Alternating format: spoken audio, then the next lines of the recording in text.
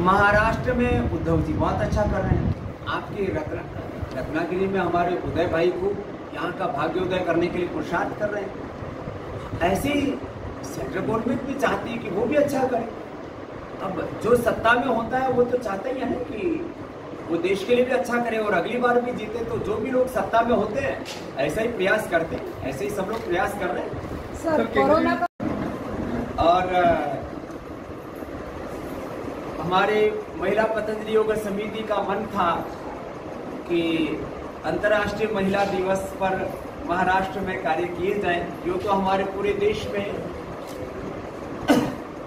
लगभग 10 लाख कार्यकर्ता बहने हैं और 50 लाख हमारी योग साधिकाएं हैं, जो एक बड़ी संख्या है।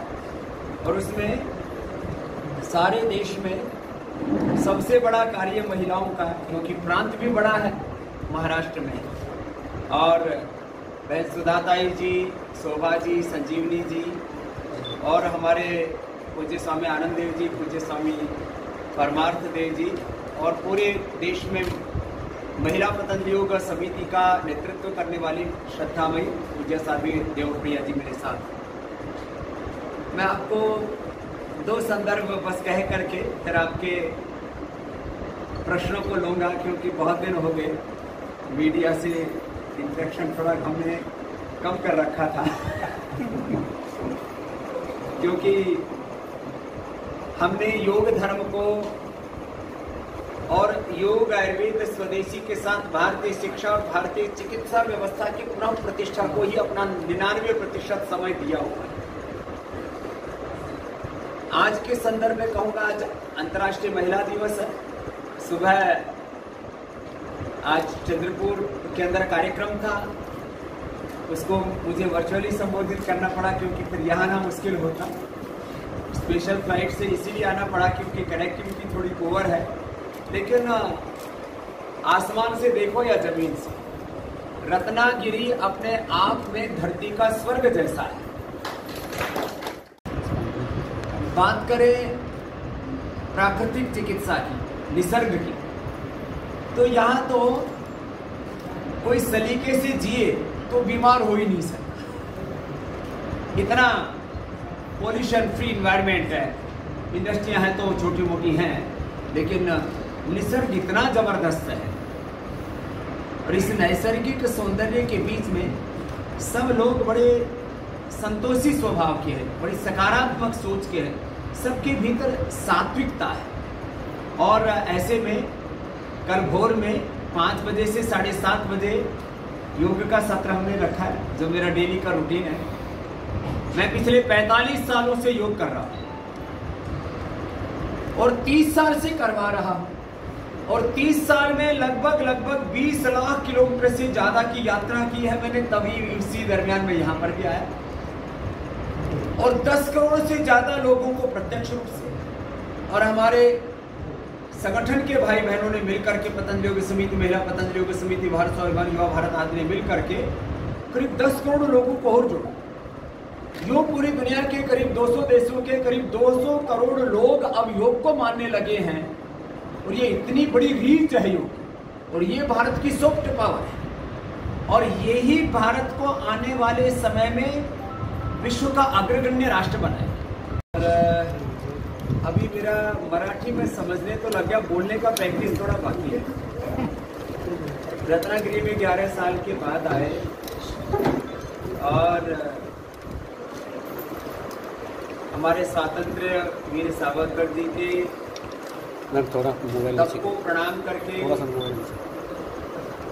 और उन्होंने जो एक सपना देखा था अखंड भारत का, स्वाभिमानी भारत का, तेजस्वी वीर भारत का, और स्वतंत्रता हमारा जन्मसिद्ध अधिकार है, इसके उद्घोषक और राष्ट्रीय स्वाभिमान के पुरोधा, और स्वाधीनता की उस क्रांति के प्रवाह को जिन्होंने मुखर स्वर दिए, ऐसे लोकमान्य गंगाधर तिलक जी की पावनी भूमि को प्रणाम करके, उस मिट्टी का तिलक करके आज आपके बीच में उपस्थित हैं। कोरोना के इन 2 सालों में किसी पहले सार्वजनिक कार्यक्रम में सम्मिलित होने के लिए 2 साल में पहली बार रत्नागिरी में पहला कार्यक्रम हुआ। और जो है इसके पीछे 2 प्रेरणाएं रही। एक तो भाई उदय सावंत जी, उनकी एक तरफ जहाँ राष्ट्र निष्ठा प्रखर है वहीं उनकी योग निष्ठा भी, और मुझ में भी उनकी अत्यंत प्रीति है। और उनके पिताश्री भी हमारे प्रति अनन्य प्रेम रखते हैं। हमें सैन्य दृष्टि से भी शक्तिशाली बनना है, माने हमारे पास परमाणु शक्ति, हम एक परमाणु शक्ति संपन्न राष्ट्र हैं। हमें कोई यूक्रेन की तरह तहस नहस नहीं कर सकता, यूक्रेन की तरह हमें कोई दबा नहीं सकता, कोई सता नहीं सकता, हम पर कोई आक्रमण नहीं कर सकता।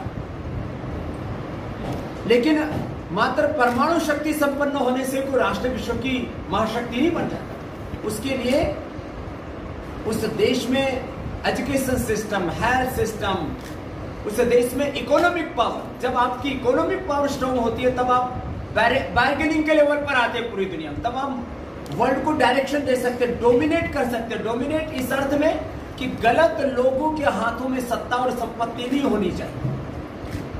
तो भारत आने वाले 2045 तक विश्व की सबसे बड़ी आर्थिक, राजनीतिक, सामरिक, सामाजिक, आध्यात्मिक महाशक्ति होगा, और उसकी आधारशिला हम तैयार कर रहे हैं। और हम अपने आंखों के सामने वो दिन देख करके जाएंगे जो सपना देखा था वीर सावरकर ने, जो सपना देखा था लोकमान्य गंगाधर तिलक जी ने, चंद्रशेखर राजगुरु, सुखदेव भगत सिंह ने, जो सपना देखा था वीर श्रोमणी छत्रपति शिवाजी महाराज ने, महाप्रताप, और उन सभी हमारे क्रांति धर्म और शांति धर्म सब महापुरुषों के, स्वामी विवेकानंद और स्वामी दयानंद के सपनों का भारत बनाने के लिए मैंने तो कर्म को ही अपना धर्म मान करके, और सुबह 4 बजे से लेकर 10 बजे तक सबसे अर्ली मेरे वर्किंग आवर्स शुरू होते हैं 4 AM टू 10 PM।